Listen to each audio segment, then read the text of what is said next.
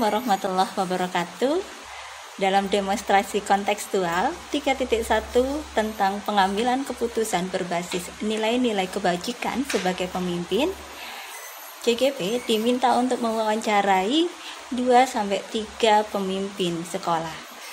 Di kesempatan kali ini, saya dan rekan saya sama-sama CGP dari SMPT Al-Uswah Bangil mewawancarai kepala sekolah kami, yaitu Bapak Alif Nuryadi, SSMPD MMCRA, dan juga wakil kepala sekolah kami yaitu Ustazah Roytiyatus Solihah, SPD. Seperti apa wawancaranya? Mari kita simak. Terima kasih.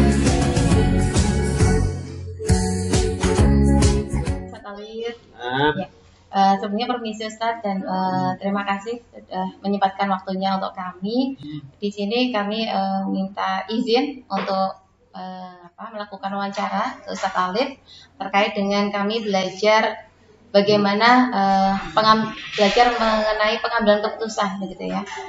Yang selama ini Ustadz Alif jalankan, ya, di mana pastinya ada beberapa kasus atau kondisi yang saling bersinggungan, ya, nilai-nilai kebajikannya, begitu. Jadi mohon bimbingannya atau arahannya. Oke, terima kasih. Jadi monggo aturan apa yang mau ingin kita diskusikan bersama-sama. Ya, saya juga mendukung bagaimana ini adalah salah satu cara untuk saya bisa mengkader. Ya, mengkader guru-guru agar selanjutnya bisa menjadi pengambil keputusan yang baik, yang tentu saja dalam mengambil keputusan itu pun sebenarnya konsep saya tidak pernah ragu, tetapi dalam pengambilan keputusan selalu ada evaluasi agar bisa menjadi lebih baik lagi. Nanti kalau ada pertanyaan-pertanyaan yang saya belum bisa menjawab, ya menjadi PR buat saya, ya, nanti akan saya sampaikan. Terima kasih. Bagaimana cara kita untuk bisa mengidentifikasi, ya, hal-hal atau kasus-kasus yang nantinya berkaitan dengan dilema etika. Sebenarnya kalau dalam dunia pendidikan, apalagi menjadi seorang pimpinan atau kepala sekolah, kasus ini sering terjadi, kerap terjadi, karena dilema etika itu kan sebenarnya kalau kita lihat dari istilahnya ada dilema, jadi antara kebaikan dengan kebaikan. Bagaimana caranya untuk bisa mengidentifikasi masalah itu, ya kita harus mampu untuk memahami bahwa ternyata masalah itu atau kasus itu ada dua value yang saling bertabrakan, tapi semuanya potensinya adalah kebaikan semua. Sehingga ada kebaikan, kemudian ada kebaikan, mana yang akan bisa kita pilih di antara dua kebaikan itu, itulah mungkin salah satunya bisa kita kategorikan sebagai permasalahan atau case-case yang berhubungan dengan dilema etika. Begitu kira-kira. Ya, bagaimana untuk cara pimpinan untuk bisa mengambil sebuah keputusan yang berkaitan dengan dilema etika, yang tentu saja kita harus menimbang dengan sebaik mungkin, ya, apakah ranahnya itu nantinya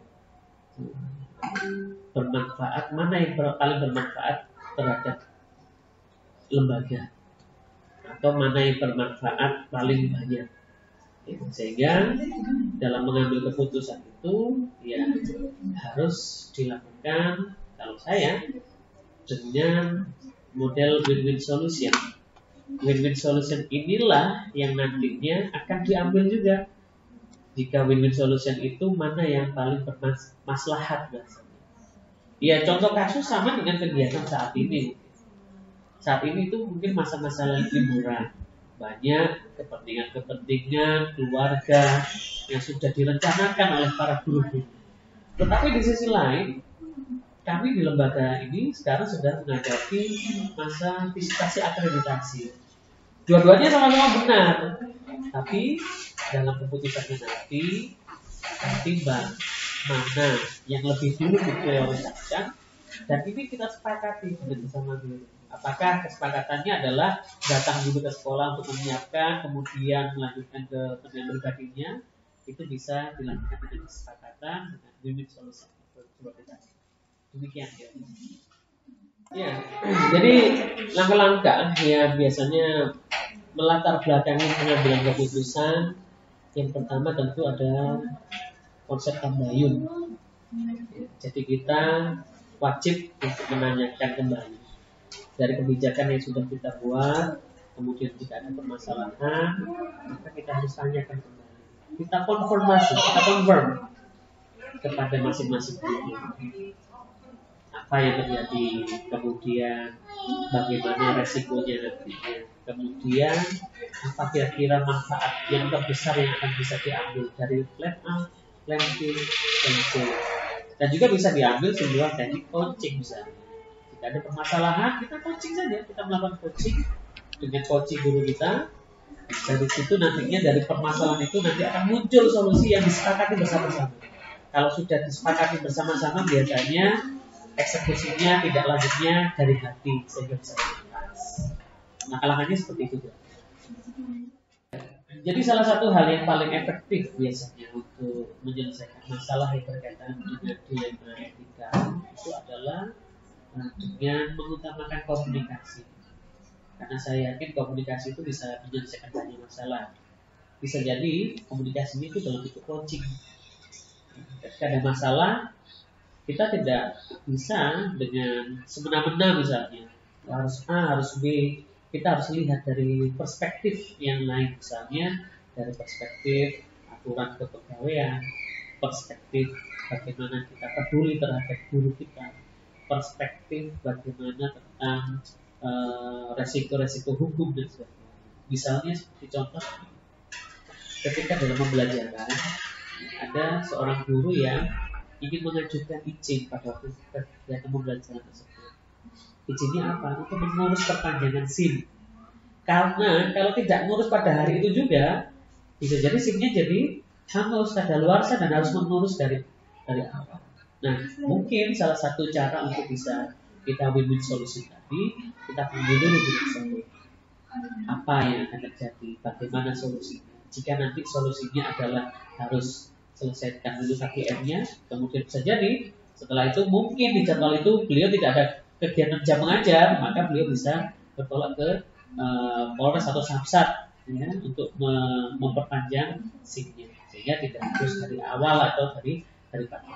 Tapi kalau biasanya kalau kita tidak boleh dan sebagainya, itu bisa jadi karena banyak guru juga akan bertanya-tanya. Kita sebagai pimpinan itu memandang lembaga atau organisasi bagaimana harus berjalan ini dari banyak sudut pandang. Jadi harus komprehensif. Tetapi guru ataupun salah satu dari peran-peran di organisasi ini biasanya memandangnya hanya dalam sudut pandang A, B, dan C saja. Nah, ini yang mungkin banyak pertanyaan yang guru-guru sampaikan ketika ada kegiatan dilema, ada kasus-kasus dilema etika tadi, karena salah satu guru bisa hanya melihat dari satu sudut pandang saja. Tapi sebagai pimpinan, kita harus bisa untuk melihat dari segala sudut pandang, dari segala perspektif. Demikian. Jadi memang dalam keseharian banyak sekali tantangan-tantangan dalam pengambilan keputusan yang berkaitan dengan dilema etika. Karena apa? Karena kita menjalankan organisasi ini adalah sebuah lembaga pendidikan yang dalam kesehariannya ini adalah di dalam lembaga pendidikan ini kita mengelola aset-aset bangsa, aset-aset generasi penerus yang di dalamnya juga akan ada banyak sekali hubungan-hubungan yang penuh kasih, penuh sayang, ada suka, ada duka, dan lain sebagainya. Sehingga tentu saja bisa jadi hubungan satu dengan yang lain ini teramat dekat. Nah, ini tentu menjadi sebuah tantangan bagi pimpinan atau kepala sekolah untuk memberikan sebuah keputusan.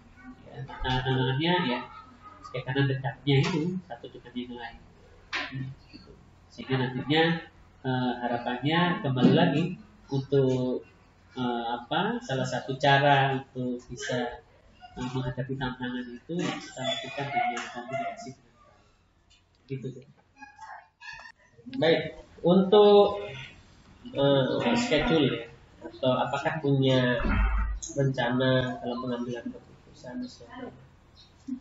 Nah, kalau memang hal-hal yang bersifat urgent, ya harus diselesaikan pada saat itu juga. Tidak bisa untuk ditunda lagi, karena harus dibutuhkan sebuah keputusan yang akhirnya nanti bisa memecahkan masalah. Tentu dalam membuat sebuah keputusan, seorang pimpinan itu tidak bisa menyenangkan banyak pihak. Tapi karena pada waktu itu keputusan urgent harus dilakukan, maka itu yang harus dilakukan dulu. Jadi kalau pada waktu itu ya harus segera diberikan keputusan. Kemudian bagaimana dengan apakah ada rencana untuk menyelesaikan dengan jadwal A, B? Itu ada. Dilihat dari bobot, dilihat dari bobot masalahnya seperti apa. Apakah ini masalah ini ternyata juga sedang sedang dialami oleh banyak guru misalnya atau banyak SDM yang ada, maka pada waktu rapat bersama itulah yang akan disampaikan. Tetapi tidak pada waktu itu juga. Tetapi kalau sudah personal dan dibutuhkan segera, maka hal yang urgent harus ada tidak eksekusi. Baik, adakah orang-orang atau siapakah yang menjadi pendukung dalam mengambil sebuah keputusan dan etika ya? Jadi semua elemen keluarga besar di organisasi ini, di sekolah ini menjadi peran pendukung yang paling luar biasa. Karena masalah itu kan tidak hanya dihadapi oleh A dan B saja, tetapi semua elemen. Misalnya ketika kita sedang ada dilema etika dengan PPSD ya, pembantu pelaksana atau cleaning service ya, maka hal-hal yang mendukung kita untuk bisa membuat sebuah keputusan ya adalah teman-teman kita, baik dari atasannya atau koordinatornya. Kalau dengan guru ya bisa jadi dengan teman sejawatnya atau bahkan dari para murid. Tetapi salah satunya yang bisa menjadi sebuah bahan pertimbangan adalah sekali lagi semua orang bisa berpotensi menjadi pendukung kebaikan. Ya, pendukung kebaikan.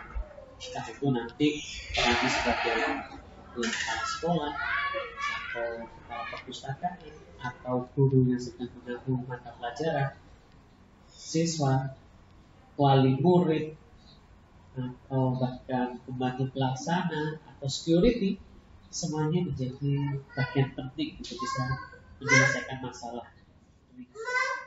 Baik, menjadi hikmah atau pengalaman yang bisa dipetik dari sebuah pengambilan keputusan adalah salah satunya adalah komunikasi. Komunikasi itu penting untuk menguraikan simpul-simpul atau bahkan mengantarkan pesan-pesan kebaikan, sehingga tidak ada hal-hal yang berkaitan dengan dilema etika. Maka komunikasi yang baik itu menjadi salah satu bentuk solusi yang efektif dalam pengambilan keputusan. Juga bagaimana kita bisa menjalankan roda organisasi ini dengan secara terbuka, sehingga dilema etika itu bisa di counter ya. Sebelum menjadi dilema etika, tentu semuanya harus punya sadar diri. Apakah apa yang harus dilakukan, apa yang dibutuhkan itu bisa sesuai dengan norma yang ada. Sehingga harapannya kasus-kasus yang berkaitan dengan dilema etika, ketika semuanya sudah dalam jalurnya masing-masing, ya, menyadari, memahami, itu menjadi salah satu cara yang menjadi cara efektif untuk mencegah adanya hal-hal yang berkaitan dengan konflik dilema itu. Terima kasih Sandra sudah meluangkan waktunya untuk bisa sharing dengan kami mengenai bagaimana untuk pengambilan keputusan terkait dengan permasalahan yang berhubungan dengan dilema etika. Nggih, sami-sami. Semoga ini bermanfaat, berkah. Jadi nanti kalau ada apa-apa lagi sharing-sharing kebutuhan yang lain, monggo. Siap Ustaz, kami belajar banyak dari panjenengan. Nggih. Terima kasih Ustaz atas waktunya. Waalaikumsalam.